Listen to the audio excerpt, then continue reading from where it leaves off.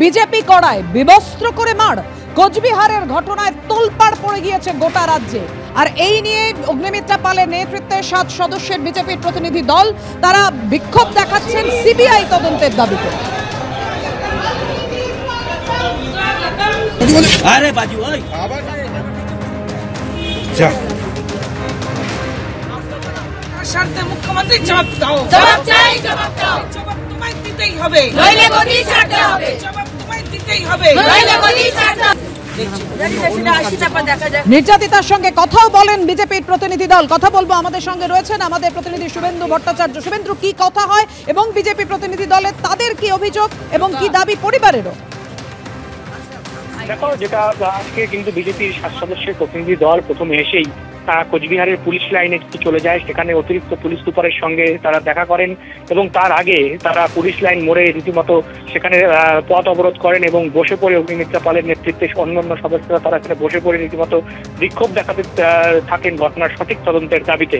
এবং তারা police super দপ্তরের সঙ্গে পুলিশ সুপারের সঙ্গে দেখা করার কথা ছিল, কিন্তু পুলিশ সুপার না থাকায় অতিরিক্ত পুলিশ সুপারের সঙ্গে তারা দেখা করেন এবং স্মারকলিপি জমা দেন এবং সেখান থেকে চলে আসেন সোজা বিজেপি পার্টি অফিসে, যেখানে নির্যাতিতা মহিলা রয়েছেন তার সঙ্গে সেখানে কথা বলেন এবং তাকে পাশে থাকার আশ্বাস দিয়েছেন। এবং যেটা দেখা গেল যে সেই সময় কথা বলার সঙ্গে কিন্তু রাজ্য বিজেপি সভাপতি সুকান্ত মজুমদারও ফোনে ওই নির্যাতিতা মহিলার সঙ্গে কথা বলেন এবং তার চিকিৎসা সহ অন্যান্য যা করার সেটা তারা করবেন বলে আশ্বস্ত করেছেন।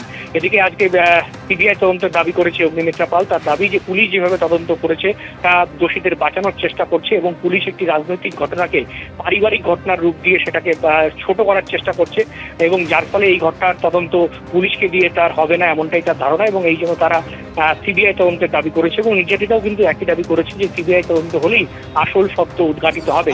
সব মিলিয়ে আজকে ঘটনাকে কেন্দ্র করে কিছুক্ষণের জন্য পুলিশ লাইন চৌপতি একদম স্তব্ধ হয়ে যায়। তারপর সেখান থেকে বিজেপি পার্টি অফিসে তারা চলে এসে সেখানে নিজেদের সঙ্গে কথা বলেন এবং যেটা জানা যাচ্ছে যে আজকে সন্ধ্যে নাগাদ জাতীয় মহিলা কমিশনের সদস্যরাও কিন্তু কোচবিহারে আসতে পারেন, তারাও নির্যাতিতার সঙ্গে কথা বলবে এমনটাই জানা যাচ্ছে। এবং অগ্নিমিত্রা পাল যেটা অভিযোগ করলেন যে 2-3 দিন হয়ে গেল ঘটনা ঘটলেও পুলিশ কিন্তু নির্যাতিতার সঙ্গে একটিবারও কথা বলেনি, তার বয়ান রেকর্ড করেনি। সেটা না করেই পুলিশ এফআইআর করেছে বিভিন্ন ধারায়, যেগুলো একেবারে বেলেবল সেকশন, সেই ধারায় কিন্তু সেখানে মামলা করেছে পুলিশ। এবং পুলিশ যেটা বলছে যে পুলিশ এখানে পক্ষপাতিত্বমূলক আচরণ করছে এমনটাই অভিযোগ করছে। যে কেন নির্যাতিতার সঙ্গে কোনো কথা না বলেই পুলিশ মামলা করলো সেই প্রশ্ন তুলেছেন তিনি।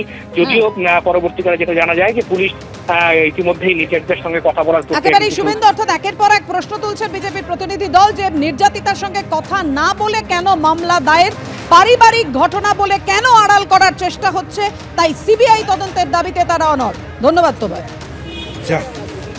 আমরা এনসিডব্লিউ কে জানিয়েছি, ন্যাশনাল কমিশন ফর উইমেন কে জানিয়েছি।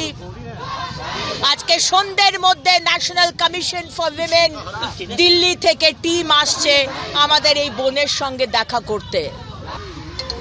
আর পুলিশ, মমতার পুলিশ, তারা বলছে না না কিছুই হয়নি, এটা হচ্ছে পারিবারিক বিবাদ। পারিবারিক বিবাদ এটা নয়, এটা পলিটিক্যাল বিবাদ।